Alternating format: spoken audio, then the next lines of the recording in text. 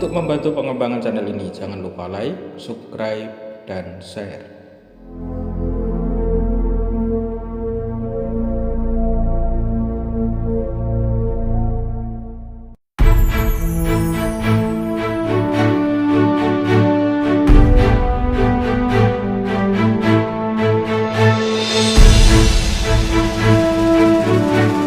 Assalamualaikum warahmatullahi wabarakatuh.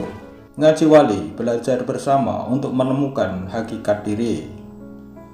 Ngaji Wali kembali berbagi informasi tentang seputar dunia kewalian. Semoga dapat menjadi inspirasi dan dapat menjadi motivasi bagi para pemirsa. Kali ini kita akan membahas perjalanan Sunan Ampel dari Champa, Vietnam Selatan hingga ke Jawa. Keinginan yang kuat untuk berdakwah mengembangkan Islam membuat Raden Rahmat mengembara.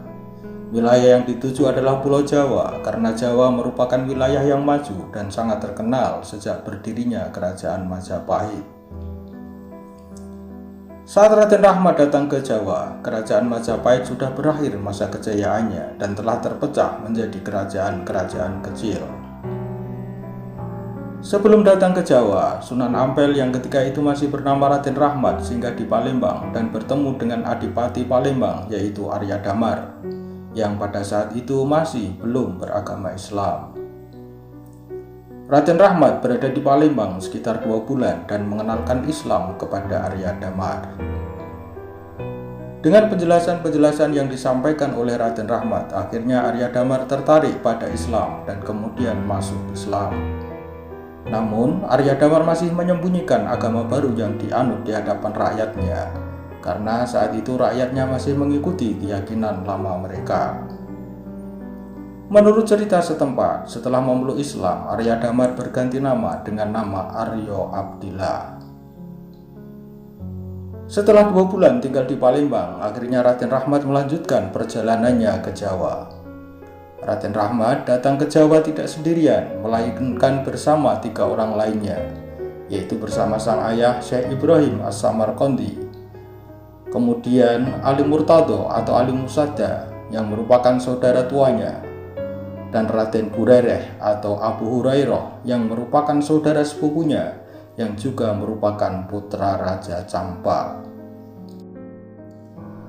Saat Raden Rahmat berada di Jawa, Kerajaan Champa diruntuhkan oleh Kerajaan Kochi.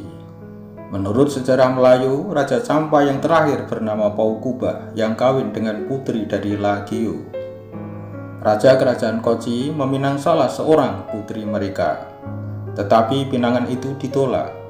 Hal itulah yang menyebabkan terjadinya peperangan antara Kerajaan Champa dengan Kerajaan Kochi. Dengan jalan pengkhianatan, pada akhirnya para pejuang dari Kerajaan Kochi berhasil merebut ibu kota Kerajaan Champa yang bernama Bal. Mereka berhasil memberi uang suap kepada bendahara raja untuk membuka pintu gerbang. Paukuba gugur dalam peperangan itu. 2 orang putranya berhasil lolos, yang seorang Pauliang melarikan diri ke Aceh, lalu menjadi penegak dinasti baru di Aceh. Yang lain, Indra Burma, meminta suaka kepada Sultan Mansur dari Malaka. Indra Burma dan istrinya Geni Mernam memeluk agama Islam di Malaka. Di keraton kesultanan itu, kemudian mereka menjadi orang ternama. Sementara itu, di Tuban, Raden Rahmat sudah memulai dakwahnya selama beberapa tahun hingga ayahandanya meninggal. Beberapa saat setelah wafatnya sang ayah, Raden Rahmat pergi ke Majapahit dengan tujuan untuk menemui bibinya yang menikah dengan Raja Majapahit yang ketika itu masih beragama Buddha. Dalam perjalanan menuju Ampel, dikisahkan Raden Rahmat melewati daerah Pari, Krian, Wonokromo, dan Kembang Kuning yang masih berupa hutan belantara. Di tempat itu, Raden Rahmat bertemu dengan Ki Wiryo Saroyo yang dikenal sebagai Ki Bangkuning yang kemudian menjadi pengikut Raden Rahmat. Sementara itu, menurut Bapak Tanah Jawi, waktu tinggal di kediaman Ki Bangkuning, Raden Rahmat menikah dengan putri Ki Bangkuning yang bernama Mas Karimah. Di tempat tersebut, Raden Rahmat membangun masjid dan menyebarkan dakwah Islam kepada masyarakat sekitar. Demikianlah Kibang Kuning yang kemudian menjadi mertua Raden Rahmat ikut serta mengembangkan dakwah Islam di sekitar kediamannya, terutama melalui masjid yang dibangun oleh menantunya tersebut. Ketika kerajaan Champa ditaklukkan oleh Raja Koji, Raden Rahmat sudah bermukim di Jawa, yaitu sekitar tahun 1446 Masehi, yakni pada tahun jatuhnya Champa akibat serbuan kerajaan Koji.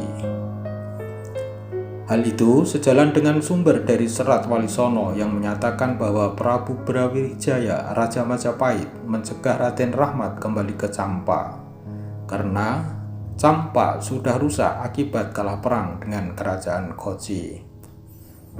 Disebutkan, miangka 7 ing warta, lamun ing Champa nagari, mangkya manggih karisaan, kaser perang lan nateng Koji. Datang sebuah berita apabila pergi ke negeri Champa, maka hanya akan menemukan kerusakan karena kalah perang dengan kerajaan Koji.